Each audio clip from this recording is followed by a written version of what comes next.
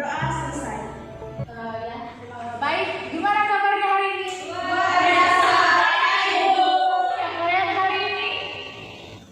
Mana? Kita bisa kehadiran dulu ya. Rio Giwandari. Hadir, Bu. Yenti Asian. Hadir, Bu. Dini Riani. Hadir, Bu. Dewi Cahaya. Hadir, Bu. April Riani. Hadir, Bu. Reynana. Hadir, Bu. Desi. Hadir, Bu. Meina. Hadir, Bu. April. Nggak hadir, Bu. April kenapa nggak hadir? Nggak tahu, Bu. Hadir anak-anak. Katanya sih tadi izin, Bu. Tapi nggak tahu izin kemana. Kok izin terus ya? Nggak ada suratnya juga, Bu. Suka bolos dia, Bu. Iya. Baik, kita hari ini akan melanjutkan materi baru tentang nilai-nilai Pancasila dan penyelenggaraan dalam pemerintahan. Baik, kita hari ini akan membahas tentang sistem pembagian kekuasaan negara Republik Indonesia, di mana kekuasaan itu terbagi menjadi beberapa macam. Saya akan jelaskan tentang macam-macam kekuasaan negara di Indonesia. Nah, konsep kekuasaan tentu saja merupakan konsep yang tidak asing lagi bagi negara Indonesia.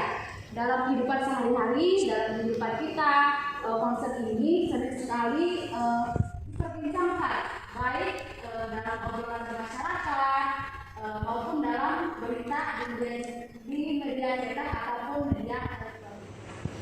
Ya, di sini Ibu akan jelaskan apa itu sebenarnya kekuasaan. Nah, anak-anak perlu dicatat ya bahwa kekuasaan itu dapat diartikan sebagai kemampuan seseorang untuk mempengaruhi orang lain supaya melakukan tindakan-tindakan yang sesuai dengan perintah.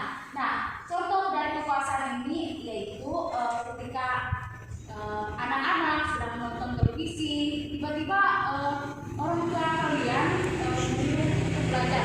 Kemudian kalian mematikan televisi tersebut dan masuk ke kamar atau lanjut untuk belajar. Itu artinya kalian patuh terhadap tindakan dan perintah dari orang tua kalian. Seperti itu juga kekuasaan. Kemudian kekuasaan ini dapat terbagi menjadi 3. Yang pertama itu ada kekuasaan legislatif, kekuasaan eksekutif, dan kekuasaan federatif. Nah, di sini Ibu mau tanya, ada yang tahu itu kekuasaan legislatif? Belum tahu. Tahu ya?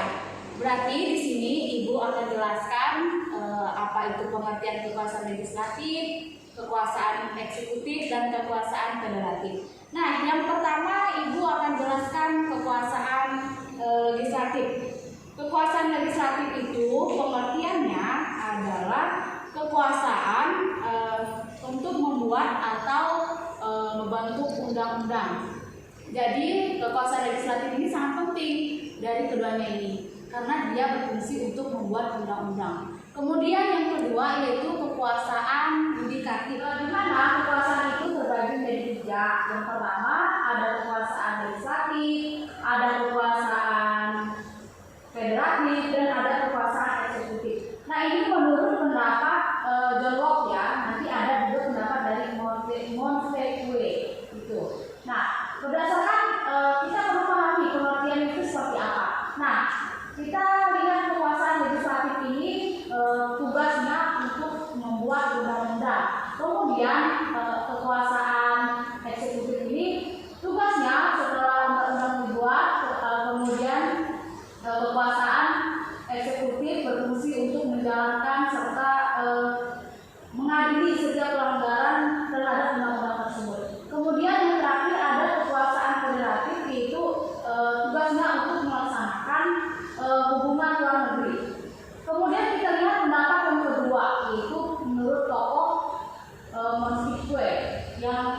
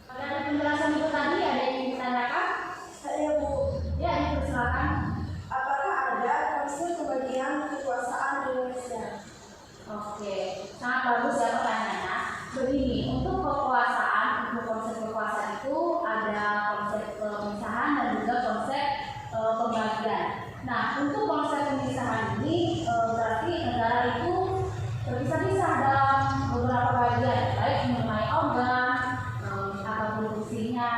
Kemudian lembaga kekuasaan negara itu ada meliputi ada legislatif, eksekutif, dan juga yudikatif yang merupakan suatu lembaga terpisah.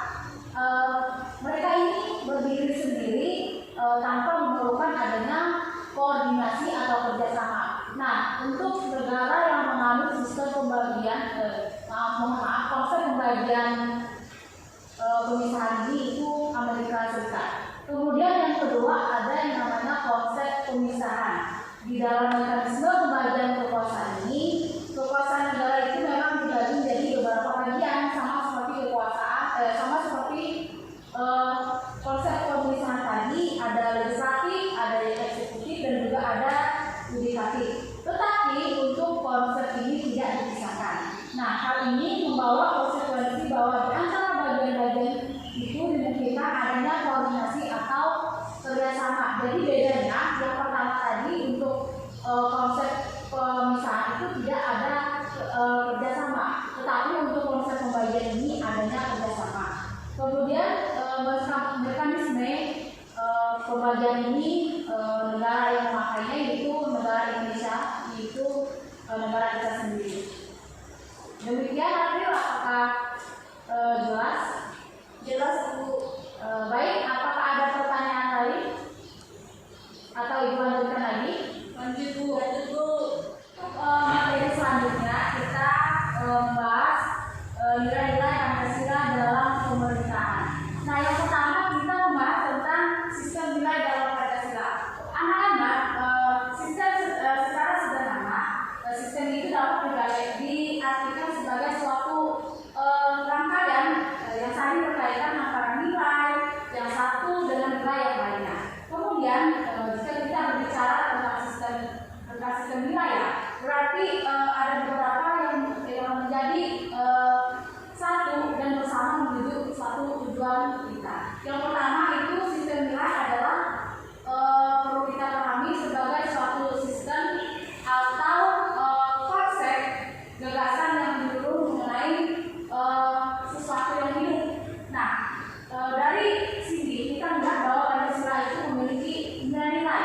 Yang pertama itu ada nilai ketuhanan, kemanusiaan, apalagi persatuan, kemudian ada keadilan, kemanusiaan. Itu merupakan nilai-nilai dari Pancasila.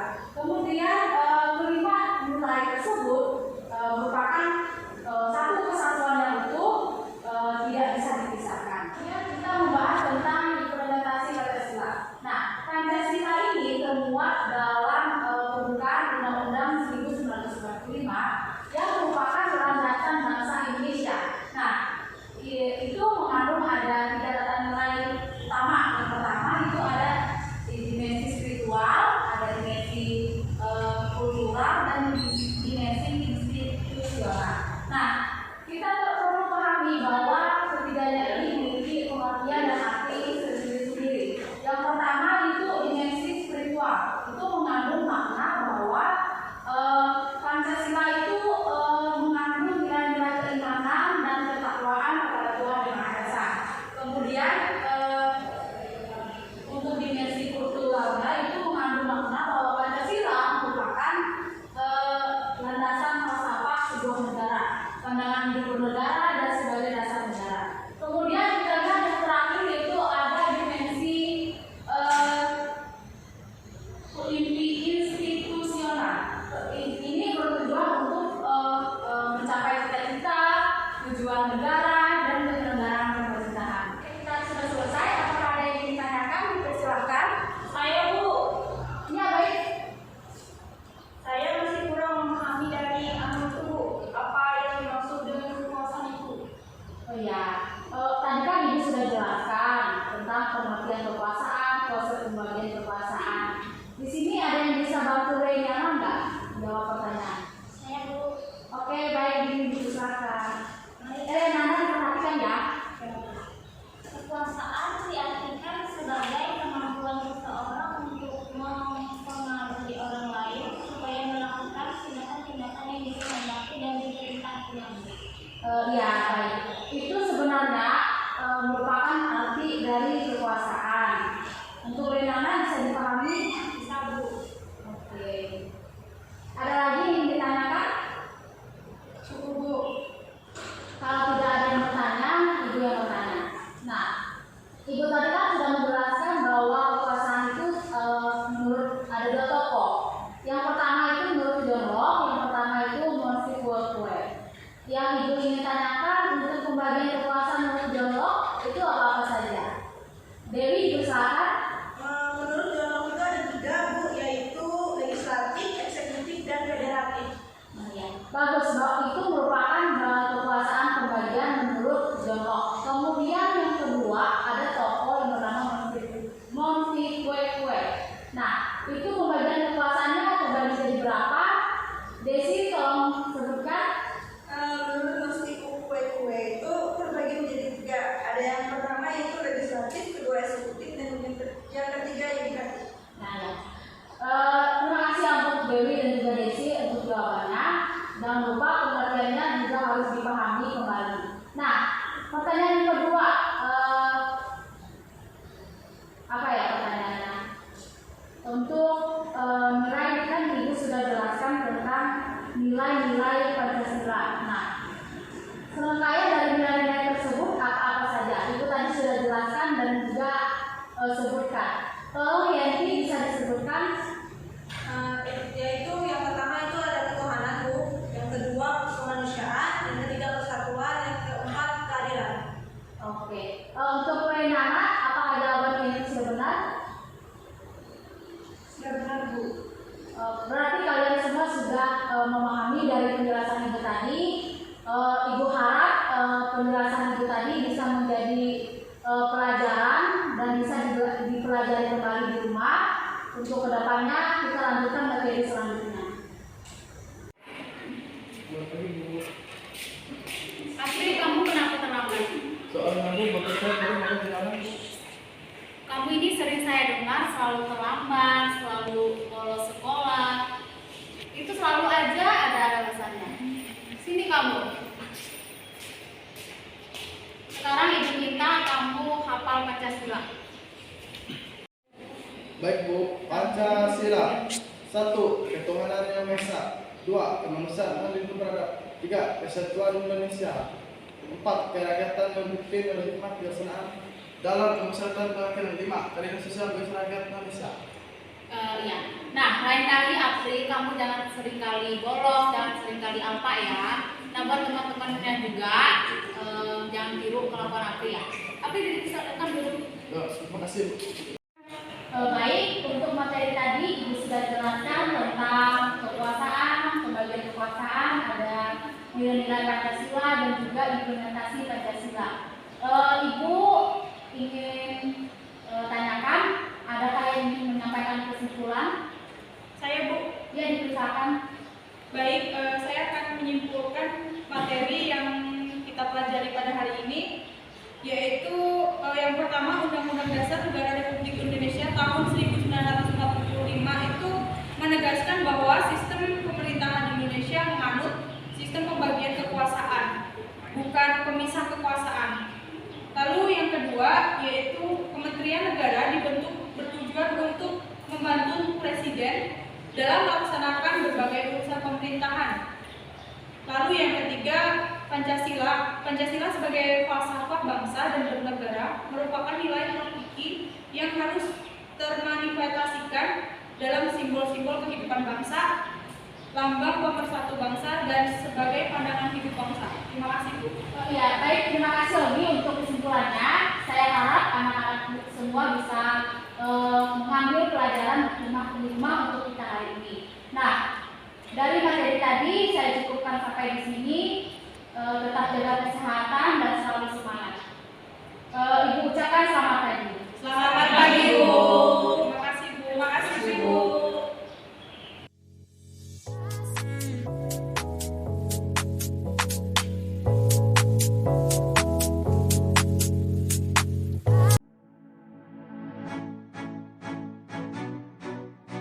Baik, udah pada semuanya udah masuk. Ini apa, Bu?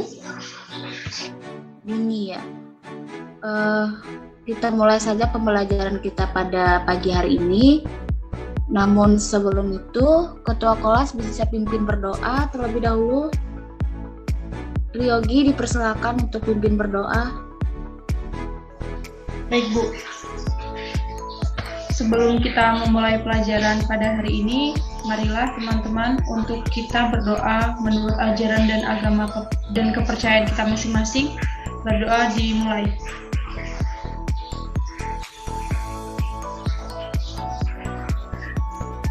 Berdoa selesai.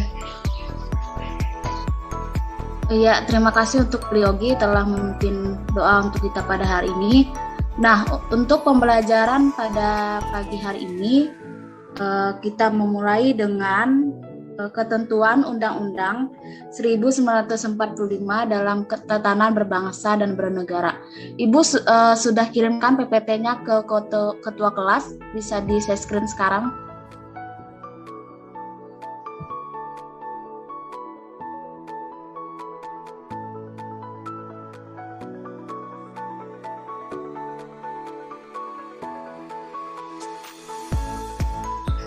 Apakah sudah terlihat, Bu? Iya, Gi. Terima kasih ya. Di sini telah terlihat murid-murid semua tentang ketentuan Undang-Undang Dasar 1945 dalam kehidupan berbangsa dan bernegara. Lanjut, Ryogi.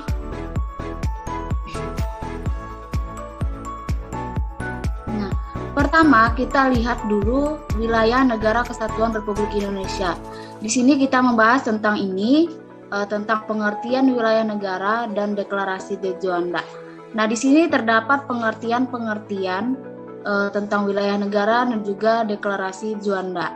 Pertama, kita lihat dulu wilayah negara sebagai satuan bagian muka bumi, daerah tempat tinggal, tempat hidup, dan sumber hidup warga negara dari negara tersebut. Kemudian, berkaitan dengan wilayah negara Indonesia, pada 13 Desember 1957, pemerintah Indonesia telah mengeluarkan yang namanya Deklarasi Juanda. Lanjut.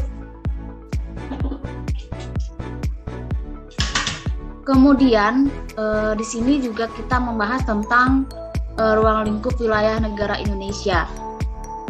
Wilayah negara Indonesia itu sendiri meliputi ada wilayah daratan termasuk tanah di bawahnya, kemudian ada wilayah perairan, kemudian wilayah dasar laut dan tanah di bawahnya yang terletak di bawah wilayah perairan dan wilayah ruang angkasa. Itu yang kita akan bahas. Kemudian selanjutnya silakan dilanjutkan lagi. Kemudian ada kewenangan pemerintah dalam mengelola wilayah negara dan kawasan perbatasan itu tercantum dalam peraturan undang-undang mengenai batas wilayah antar negara, yaitu terdapat dalam Undang-Undang Nomor 43 Tahun 2008 Pasal 10 ayat yang pertama. Itu bisa murid-murid lihat di dalam buku undang-undang masing-masing. Kemudian selanjutnya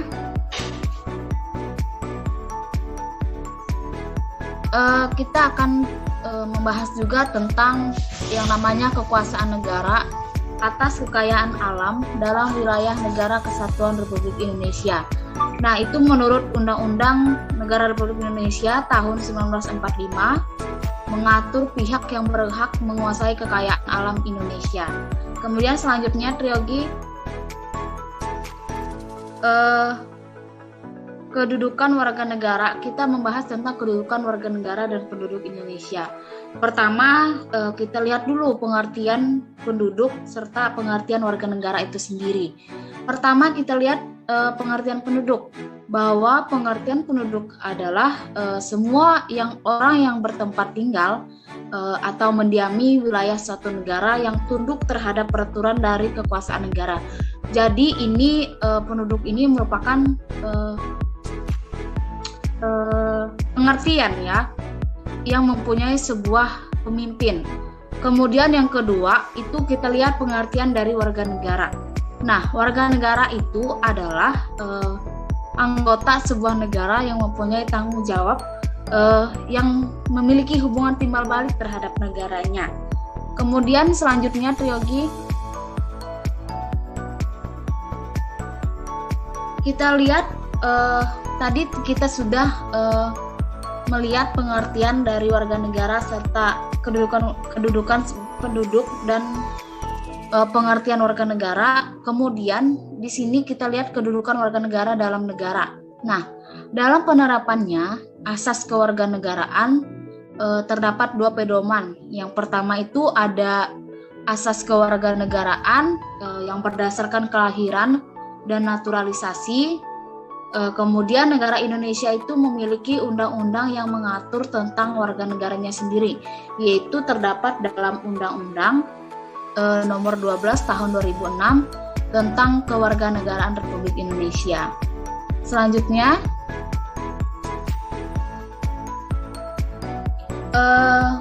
kemerdekaan beragama dan kepercayaan di Indonesia. Nah, kali ini kita membahas tentang keberagaman lah, kepercayaan. Nah, kita di sini lihat bahwa pengertian kemerdekaan beragama dan berkepercayaan. Nah, setiap manusia itu memiliki kebebasan secara hakiki dalam memilih melaksanakan ajaran agamanya sesuai dengan keyakinannya masing-masing dan tidak boleh dipaksa oleh siapapun. Kemudian kita lihat ciri khas kepribadian bangsa Indonesia itu sendiri adalah dianutnya kepercayaan terhadap Tuhan Yang Maha Esa. Jadi itu ciri khas dari negara kita. Kemudian selanjutnya membangun kerukunan umat beragama. Indonesia mengenal yang namanya ada tri kerukunan beragama, yaitu ada 3 prinsip dasar aturan yang dapat dijadikan sebagai landasan toleransi antar umat beragama di Indonesia. Kemudian selanjutnya Triyogi, sistem pertahanan dan kita membahas tentang sistem pertahanan dan keamanan negara Kesatuan Republik Indonesia. Nah, itu memiliki substansi pertahanan dan keamanan negara Kesatuan Republik Indonesia. Nah, kita lihat dulu pengertiannya seperti apa. Pertama, kita lihat bahwa pertahanan negara itu pengertiannya adalah sebagai segala usaha untuk mempertahankan kedaulatan negara, keutuhan wilayah negara Kesatuan Republik Indonesia, dan keselamatan segenap bangsa dari ancaman dan gangguan terhadap keutuhan bangsa dan negara. Kemudian kita lihat pandangan hidup bangsa Indonesia itu sudah tercantum dalam Undang-Undang nomor 3 tahun 2002, itu sebagaimana dalam pembukaan dan batang tubuh undang-undang itu sendiri. Kemudian kita lihat ada pun ketentuan mengenai kedudukan dan peran tentara negara Indonesia serta polisi Republik Indonesia dalam pembelaan negara, itu sudah diatur dalam ketetapan MPR itu tahun 2000. Kemudian selanjutnya pemerintah telah mengadakan berbagai program pertahanan dan keamanan nasional. Selanjutnya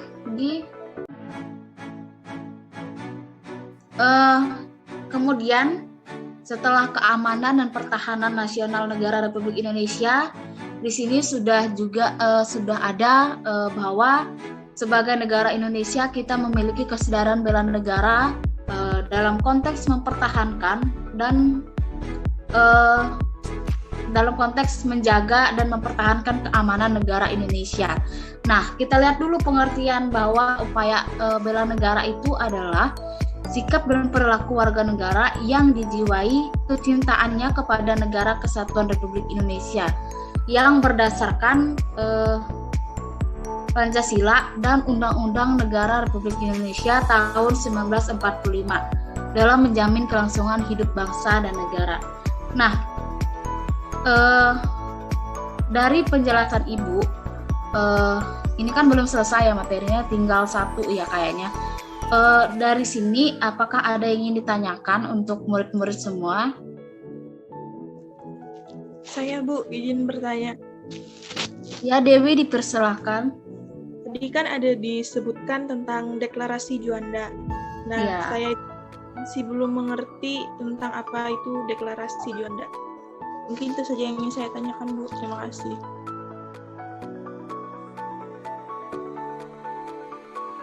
Iya Dewi, kamu menanyakan tentang pengertian deklarasi Juanda. Tadi sudah dijelaskan bahwa deklarasi Juanda itu dicetuskan oleh De Juanda, yang namanya De Juanda Kartawijaya. Nah, ini memberikan arti bagi Indonesia sendiri sebagai negara kepulauan dan Nusantara sebagai satu kesatuan yang utama, dan memberikan pandangan tersendiri terhadap dunia bahwa negara yang terdiri dari banyak pulau mempunyai kedaulatan penuh atas pulau dan perairan yang ada di sekitarnya. Itu untuk pengertiannya Dewi, apakah bisa dipahami? Dipahami, terima kasih. Apakah ada murid-murid yang tahu tentang deklarasi Juanda itu sendiri dari pengertian yang Ibu sudah jelaskan tadi? Izin Bu, izin menambahkan. Dipersilakan.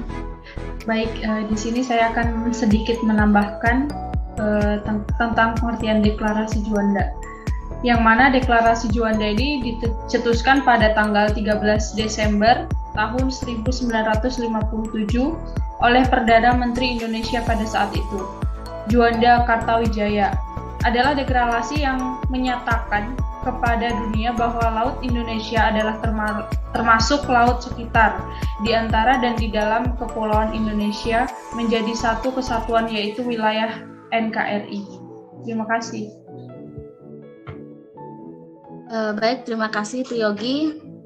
Jadi itu ya yang merupakan pengertian kapan deklarasi Juanda didirikan, siapa yang mendirikan deklarasi Juanda. Itu sudah dijelaskan oleh Triyogi. Apakah ada yang ingin ditanyakan lagi? Ada Bu. Meina, dipersilakan. Yang ingin saya tanyakan, apa fungsi dan tujuan bela negara? Baik. Yang Meina tanyakan itu adalah apa fungsi dan tujuan bela negara itu sendiri. Nah, bisa kita pahami kembali bahwa fungsi dan tujuan bela negara itu sendiri memiliki beberapa macam. Yang pertama kita lihat dulu fungsi bela negara. Nah, fungsi bela negara ini yang pertama itu untuk mempertahankan negara dari berbagai ancaman dari luar. Kemudian menjaga keutuhan wilayah negara. Fungsi bela negara ini merupakan hal wajib yang menjadi keharusan atau kewajiban setiap warga negara. Kemudian merupakan panggilan sejarah. Kemudian kita lihat tujuan bela negara sendiri. Yang pertama itu mempertahankan kelangsungan hidup bangsa dan negara. Yang kedua, melestarikan budaya. Yang ketiga itu kita sebagai warga negara harus menjalankan nilai-nilai Pancasila dan Undang-Undang Dasar 1945. Kemudian yang keempat itu berbuat yang terbaik bagi bangsa dan negara. Kemudian yang kelima itu menjaga identitas dan integritas bangsa dan negara. Kemudian Ibu juga akan jelaskan tentang manfaat bela negara. Di sini kita lihat bahwa manfaat dari bela negara itu sendiri merupakan membentuk sikap disiplin waktu, aktivitas dan pengaturan kegiatan lainnya. Kemudian membentuk jiwa kebersamaan dan rasa solidaritas antar sesama rekan seperjuangan. Kemudian membentuk adanya mental dan fisik yang tangguh, menanamkan rasa kecintaan kita terhadap tanah air dan bangsa, melatih jiwa kepemimpinan kita, membentuk iman dan takwa pada agama yang dianut oleh individu masing-masing. Kemudian Di sini juga terdapat adanya berbakti kepada orang tua, bangsa, dan agama. Nah, kemudian menghilangkan sikap negatif seperti adanya rasa malas, apatis, boros, egois, dan tidak disiplin. Dan manfaat dari bela negara ini sendiri membentuk yang namanya perilaku jujur, tegas, adil, tepat, dan membentuk kepedulian antar sesama. Jadi itu merupakan fungsi dan tujuan serta manfaat dari upaya bela negara itu sendiri, di mana kita harus perlu memahami untuk setiap kita sebagai warga negara. Meina, apakah bisa dipahami? Bisa, Bu. Baik, kita lanjutkan ya. Untuk PPT-nya tinggal 1. Trilogi di Nah, ini yang terakhir, di dalam kehidupan masyarakat terdapat nilai-nilai bela negara yang harus dipahami, yang kita harus pahami sebagai negara Republik Indonesia. Yang pertama itu adanya cinta tanah air, kesadaran berbangsa dan bernegara, kemudian adanya Pancasila, kemudian rela berkorban untuk bangsa dan negara, dan memiliki kemampuan bela negara. Demikian untuk materinya pada pagi hari ini. Kita telah membahas yang namanya wilayah. Yogi, silakan di stop screen-nya. Kita telah membahas yang namanya tentang wilayah negara kesatuan Republik Indonesia, kemudian ruang lingkup wilayah negara Indonesia, kekuasaan negara atas kekayaan alam dalam wilayah negara Indonesia, kemudian ada kedudukan warga negara dan penduduk Indonesia, kemudian kemerdekaan beragama dan kepercayaan di dalam Indonesia, membangun kerukunan umat beragama, ada kesadaran bela negara dalam konteks sistem pertahanan dan keamanan negara. Nah, dari penjelasan Ibu yang ingin Ibu tanyakan kepada murid-murid sekalian,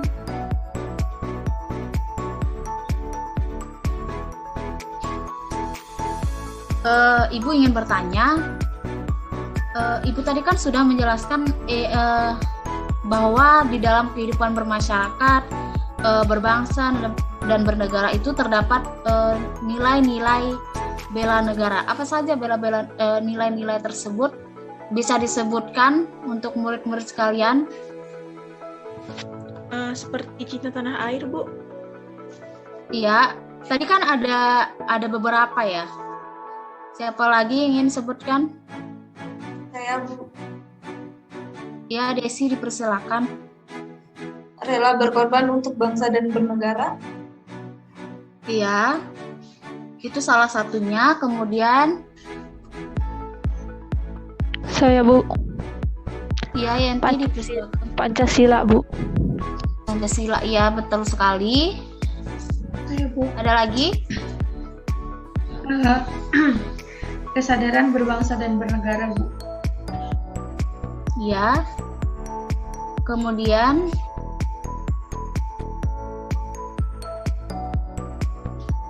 Saya, Bu,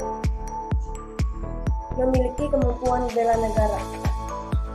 iya, jadi ada beberapa ya tentang nilai-nilai bela negara dalam bermasyarakat, berbangsa dan bernegara. Ibu harap kalian sudah mengerti tentang apa yang kita bahas tadi. Baik, kita telah membahas ya tadi tentang upaya bela negara dan sebagainya.